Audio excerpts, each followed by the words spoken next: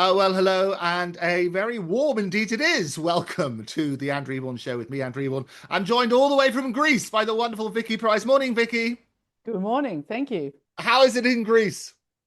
Well, it's hot, but it's not too hot in the sense that we have the same temperature more or less as in the UK, but nobody complains. They seem to think it's pretty cool by comparison to where it could go to. So I think I've been hearing all the concerns in London and wonder what the Greeks would think of that. In fact, they think we exaggerate hugely, but of course it's important. We don't have humidity here, and I think that does help. It does make a difference. Economists are often accused of explaining yesterday's problems. Looking at today's economy, what's the one risk you think politicians still haven't fully grasped? I think mostly how people feel in terms of the money in their pocket, assuming, of course, they do keep money in their pocket rather than a card in their pocket these days. But yes, it's the cost of living, which is worrying them. Jobs, really concerning because, yes, we got some slightly better figures more recently, but actually unemployment is on the way up or has been on the way up. Businesses are not hiring. And I think right now, with the political uncertainty we have, in the sense that, yes, we're going to have a new prime minister, but what is he actually going to do? Who's going to be the chancellor? Um, I fear that businesses are going to just do nothing between now and the budget. Lots of rumors about what the budget may contain, a rethink of the spending review that was just done in July 2025. So a lot of worries for businesses in terms of what may come ahead and also for individuals. Is there going to be more tax on houses? Is inheritance tax going to be looked at again? Are there going to be some issues that perhaps this government will be able to do? And just to finish on this line, what we have been hearing from Andy Burnham's advisors is that he's quite aware of some of these things, and cost of living issues are going to be right at the top of his agenda. And maybe some positive things may happen in the short term, but let's wait and see. Yeah, it is that sort of wait and see. And I always say, or politicians always talk about change, but the change that really matters to people is the change in their pocket, isn't it? I'm afraid so. And the worry is, of course, we've seen petrol prices go up. Yes, for a few months, we had a reduction in energy costs for households. Well, those, of course, have increased again, 13% rise from the 1st of July. The good thing is that it's summer, but in summers to come, I'm guessing there's going to be a lot more air conditioning around just to be on the safe side. So a lot more energy will be used. But maybe, of course, because it's summer, some of those costs will be shielded for a while. But it's going to be very worrying what will happen in the autumn. And I think everyone will be looking to see whether perhaps conditions will change. And of course, we have Rachel Reeves giving us her record again and again. I think she's been doing this for a few weeks now about how well she had done. The truth is that people are not feeling it, and I think that's where the sort of trust element has come in. So if you feel that things are getting better as a business and as an individual, you go out and spend more. If you feel that actually something isn't quite right and maybe tomorrow you might lose your job, or for businesses costs may be going up again, then you won't do anything, you'll flatline. I think that's the point we're in where something positive will be rather good if it were to come. No, absolutely. You talk about Rachel Reeves' record and her legacy, if you like. How would you independently summarize it? I think lots of missed opportunities. I mean, that's the real problem. I think what happened early on, you and I have talked about this, is that they started with a big funding gap, which Jeremy Hunt, the previous chancellor, had left Rachel Reeves to deal with. They should have known that this was happening. They were there and watching it when they were in shadow government just before the election of July 2024. And they should have reversed the national insurance contributions drop that Jeremy Hunt did in two stages. People don't remember what it was, and yet he gave 2% cut in national insurance contributions for employees, in other words, you and me, if we're employed properly, in January 2024, and then another 2% cut in April 2024. That was 10 billion in January, another 10 billion in April. That didn't win the Conservatives the election at all because no one really noticed. I still go around city events where I speak quite a lot and ask people to tell me, these are senior people in business, what is your national insurance rate that you pay on top of your salary income tax? They have no idea. So Jeremy Hunt knew that people weren't going to notice. He knew it wasn't going to make a difference to the result of the election. He still did it to make life very, very difficult for whoever was coming in after him, intending that, of course, to be a legacy that they wouldn't be able to get out of. And he was right. That initial increase in national insurance contributions for employers that she had to do to raise some of the money that she needed to improve the health service, all very admirable things that she wanted to do, and of course Keir Starmer wanted to do. That has stayed with her as really slowing the economy down from then on. And that is the missed opportunity, if you like, that I often worry about, that things could have been actually better for them and better, of course, for all of us if there had been a reversal of what Jeremy Hunt did immediately as soon as they got in. Yeah, I think you're right. Missed opportunities and broken promises and U-turns. So it seems to be the sort of pattern, doesn't it, with the headlines? The government says that growth is returning. Many businesses say it still doesn't feel like it. Who's right? Well, it's interesting. And it's a very good question to ask because, of course, we heard Rachel Reeves again say that recently, by which she meant in the first quarter, we did indeed grow faster than the other G7 countries. But that was for a particular reason. Lots of other countries did quite well in the first quarter and the first half of the year, because basically everybody was trying to build up one's inventories because of the Iran war. Everyone worried about supply constraints that were going to be there, prices going up again. That was from even earlier in February, people were worrying about it. And then, of course, late February, we had the attacks on by the US and Israel on Iran. Oil prices went up very significantly. Everyone's costs went up. So what everybody was trying to do, and not just us, is produce more or get on those supplies in, please, as quickly as possible, wherever they may be, so that we can build up our capabilities and our manufacturing and have it as inventories if necessary, while we can still lay our hands on supplies that we needed for as inputs. Which actually, interestingly enough, is what also happened on the tariff front a year earlier. So because tariffs were coming, everyone tried to produce as much as possible and sell as much as possible to the US. So again, you saw in the UK growth in the first few months of 2025 and growth in the first few months of 2026, just completely against all expectations. So that's good news from that point of view. But what it had done is it's propelled manufacturing along, which is good news again, because of course manufacturing had been suffering for a while. So manufacturing production geared up. Unfortunately, after the first quarter, manufacturing has continued to sort of move up a little bit month after month. But if you look at the latest data, we had, first of all, a drop in GDP in April. And if you look at May and June, the Purchasing Managers Index, which is an indication of private sector activity in manufacturing services and construction, the combined one fell in May and fell again in June. And some elements of it, services very worryingly going down, construction really declining. And this is, of course, an area where we need the people, we need the skills, we need the construction sector to be building houses, for example. So that's a very worrying trend that has taken place. So if you look also at business confidence, it's come down quite significantly as well, just recently again.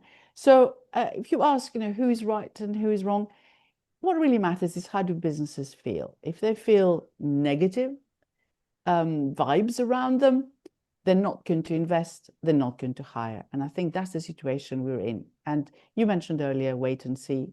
Again, I would say that's where we are at present. And the economy seemed to be flatlining since the first quarter. And is that the single indicator you watch that tells you where Britain is really heading? Yes, I'm afraid consumer confidence and business confidence is an absolute must to look at. Plus, of course, given the external problems, I mean, oil prices are going up again because we don't know whether to believe. Is the Strait of Hormuz closed again? Is it open, as President Trump is saying? But there have been signs that there are different ways in which perhaps in the future we're going to be getting our oil out of the region, different routes doing different things, and new pipelines being built, new ports being looked at to ease that pressure, etc. So there could be a bit of that happens to stabilize what we may be seeing in the longer term, because obviously it's pretty uncertain right now in terms of where will some of that supply come through. But input costs for businesses are important. So yes, the latest inflation data, sort of look good. But unfortunately, if you look at some of the details underneath, such as input costs to businesses, they're rising by around 9% year on year. And I think that's a problem in terms of how long can businesses and companies more generally avoid putting all those costs onto their prices, and therefore what it will mean for the economy, and therefore what it might mean for interest rates. So you ask, what else do I look at? Interest rates, yields, the amount of interest that governments are paying for borrowing, that is very crucial in terms of determining the health of the economy overall. Yeah. Rachel Reeves has argued, obviously, that stability comes first, even if it means difficult fiscal decisions. Has she achieved stability or simply delayed tougher choices? You mentioned U-turns. I'm afraid we had lots of U-turns, so we haven't actually had that stability. And as I mentioned, in terms of the uncertainty about budgets, what is there going to be this time around? What was there in the previous budget and the one before, which businesses have been worrying about and waiting for to happen, therefore not doing anything? That's instability, I'm afraid, from that point of view. And the main reason why the economy has grown, I mentioned manufacturing up to a point, and of course we have quite strong sectors, life sciences, whether you look at sort of culture, all those, hospitality sort of quite strong in many ways. There is a lot going on. The financial sector doing well right now. Defense stocks have done okay. So we have, and of course, oil and gas because of the high oil price. So we have sectors of the economy that are doing well and which have done well, strangely, because of instability. In other words, the oil price increases that we have seen, the defense sector suddenly because of the geopolitics going in a certain direction, life sciences because of COVID and everything else that we've actually managed to have quite a strong position in. The creative sector suffering a little bit because of Brexit and restrictions, but we've got some strengths there. But that is mainly because the private sector has either benefited from some of the things happening, or they've actually invested a little bit in the sectors and done really well, or we have a reputation about particular areas such as whether it's plays or cultural events that really attract people. So there is all that, and tourism, etc. But in reality, if we take that away, because the private sector has contributed, of course, to the growth, it is the public sector spending that has allowed the growth in the economy to take place. So this huge amount of spending, which actually was funded by a lot of borrowing in the health service, and in public sector wages and so on, which has kept the economy going. So we've got to watch it, that whatever the new Prime Minister, if it is Andy Burnham, does, what the public sector does is going to be so significant. And in many ways, that's where a lot of the instability has been, the worries that we have. Will it continue? What will the spending review do if there's another one? What did the spending review do before? Is there going to be a continuation of the spending, or is everything going to go backwards from the second half of the year? And what other tax increases may need to be in place to allow for the fiscal side to be right? So the public sector messaging, if you like, is such an important part of this whole picture, and it has become a lot more important because the state is taking more taxes, it's more interventionist. So nothing wrong with that, as long as it is done correctly. But it does mean that the narrative in the public sector needs to be a stable one, consistent one, and one that people can believe in, and then do the private sector decisions based on that. And if that keeps changing, as we're seeing now with politics, of course, being so uncertain, then that doesn't give you that incentive to go out and invest until you're absolutely certain that things aren't suddenly going to change, like an early election. Who knows Yeah. how things might develop. Well, we certainly know that there's going to be a coronation rather than an election, I think, for that sort of side. On Rachel Reeves, in 5 years from now, what do you think she'll will be remembered as the biggest economic success and the biggest mistake? Well, I have to say the biggest success is that we had a woman chancellor for once, Yep. and a Hurrah! You've woman done a prime. book on that. Absolutely, women versus capitalism, but also, of course, that she's an economist, and that was good news as well. So I Have was you very ever been pleased. tempted? If somebody knocked on your door, said, "Do you fancy entering politics?" Of course, anytime anyone knocks on my door, I'll say yes. But she also, Rachel Reeves, did a nice review of my book, Women versus Capitalism, for The Guardian, if I remember correctly, when it came. So I owe her a lot. So I think she was certainly well-meaning.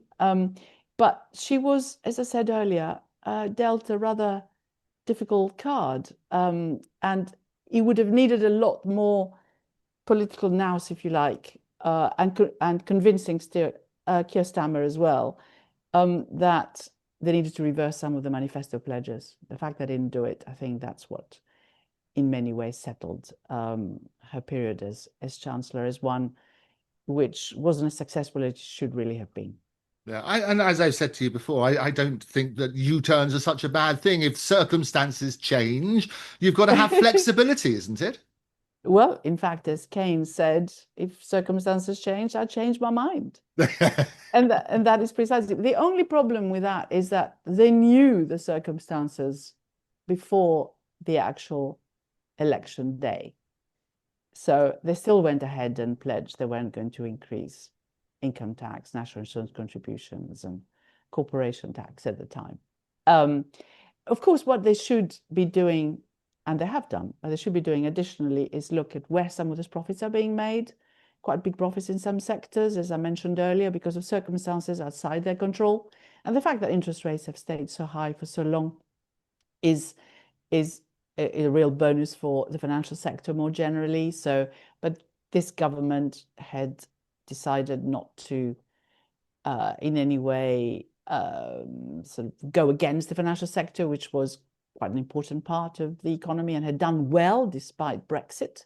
So it's good news. So, in fact, if anything, they've deregulated and allowed quite a lot of the privileges given to them to continue. Nothing wrong with that. I started life as working in a bank. That's fine. But what it has really meant is that we have this anomaly, if you like, in terms of who's paying a corporation tax. Are they paying sufficiently in this country for all the earnings that they make? Of course, we have started charging for online activities as well, a little bit more. President Trump is screaming about that. But so re-looking at the overall tax structure, I think is probably going to be something that Andy Burnham is probably going to have to look at.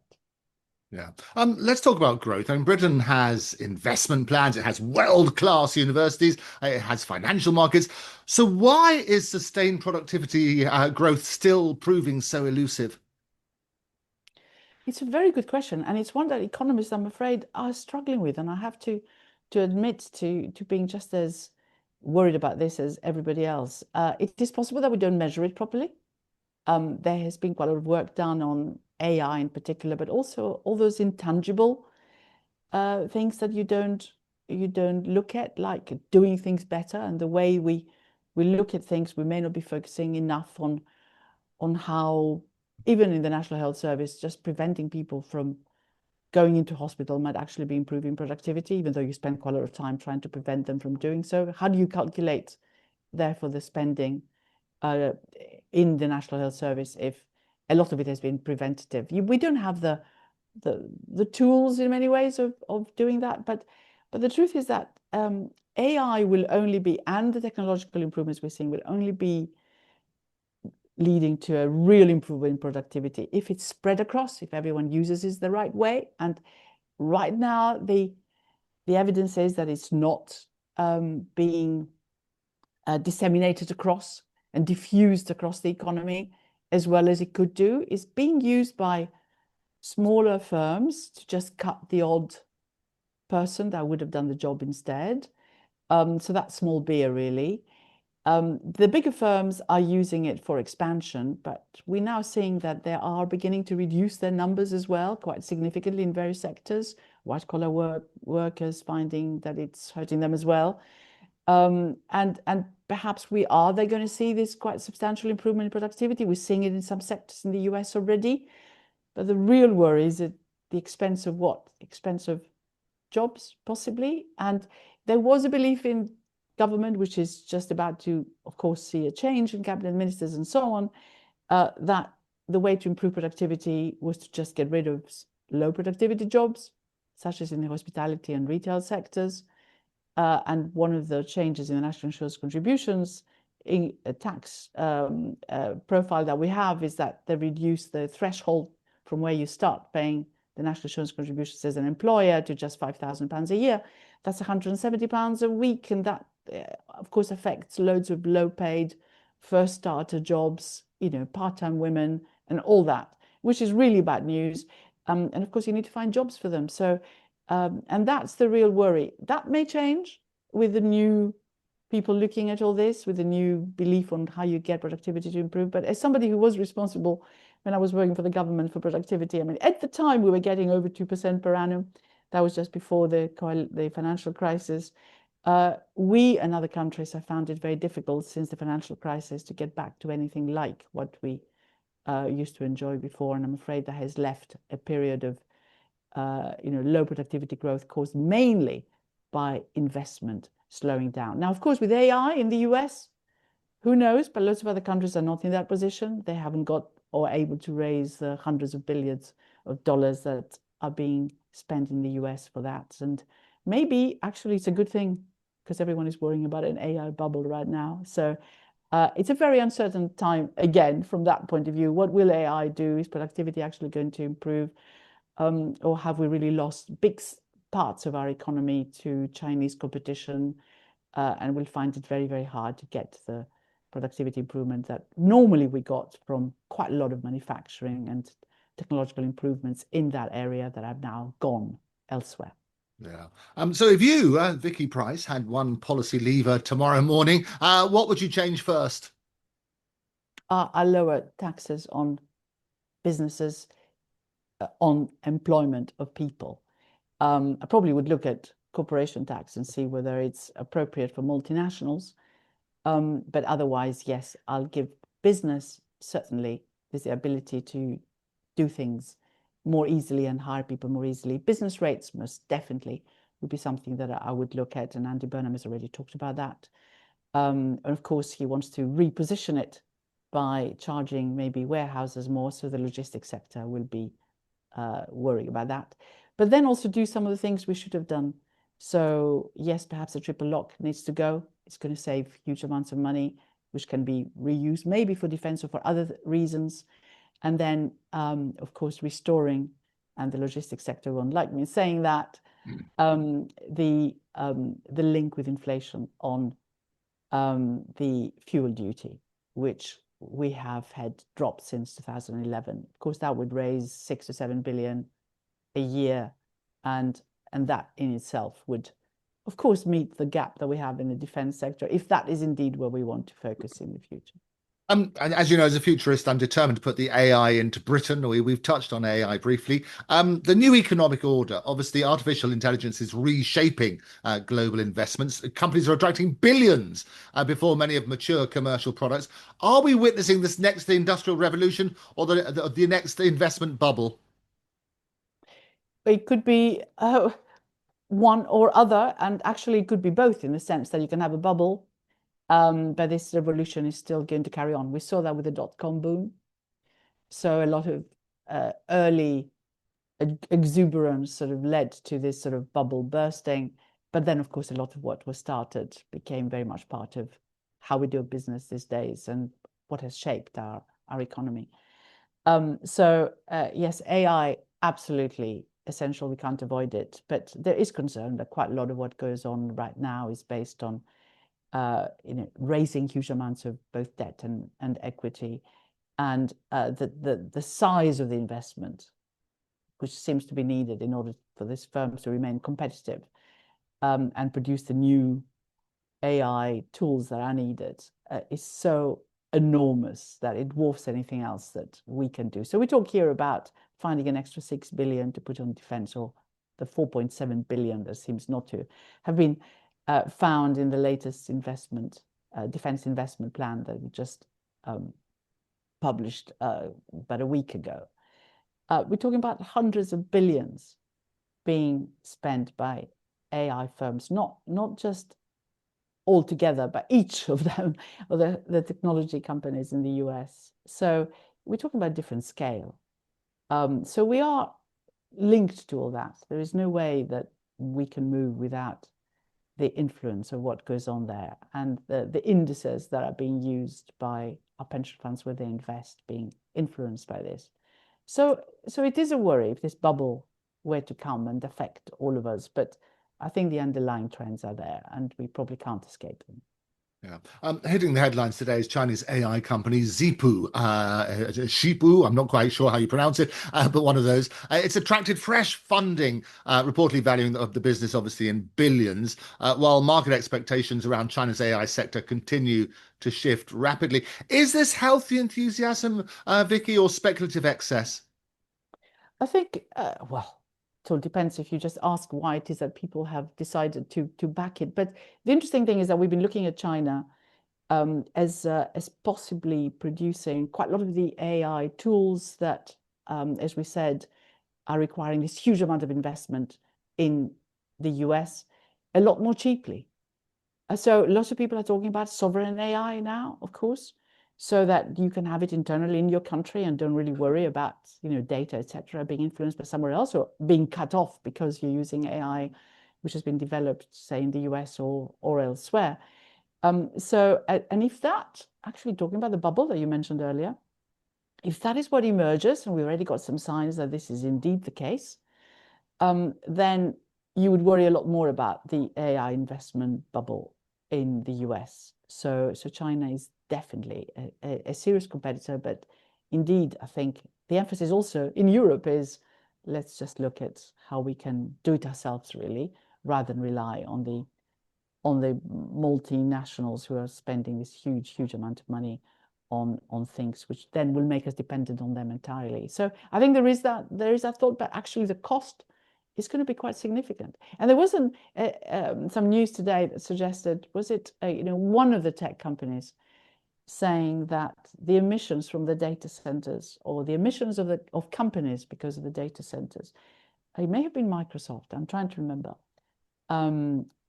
have increased by 25% because of the data centers. So it is a worry. So AI may look good in some ways, but actually the amount of energy it needs and will need in the future, if all that investment indeed happens, is enormous. So if one were able to do it more easily, more cheaply, and without using so much energy, I mean, that would be fantastic. Yeah, and I absolutely. And what do you think it tells us, Eva, about China's determination to become an AI superpower, despite obviously export controls and geopolitical tensions? Well, they have done well in everything else they've tried, sometimes, of course, with a bit of a hiccup here and there. But if that's what they want to do, they'll get there. Yeah, and Europe or Britain, can we realistically compete with the scale of AI investment we're seeing in China and the United States? In terms of the scale, no, but in terms of being seen as an AI center, or having the capabilities to assist in this global change, then yes, I think the UK is considered to be right up there, really. It's Europe that needs to get its act together even more. And if Europe does get its act together, well, first of all, it might be a bit late, but perhaps, second or third entrant advantage may come after we see what's gone wrong in various areas. But and I think the EU is certainly talking about sovereign AI, and we'll be seeing how it can improve its own standing. But I think they've got a way to go. So I think yes, Britain has things to offer, and we've seen that in terms of the investment that's happening. Yeah, well, I had the joy of being invited to the AI summit here in London. Absolutely, sovereign AI was absolutely right up there on the things being discussed. Vicky Pryce, a pleasure as always. Enjoy your time in Greece. Thank you very much. Delighted to be on the Andrew Eborn show. I'm Vicky Pryce. Please do subscribe. It's a brilliant show, and I'm delighted to take part in it every now and then.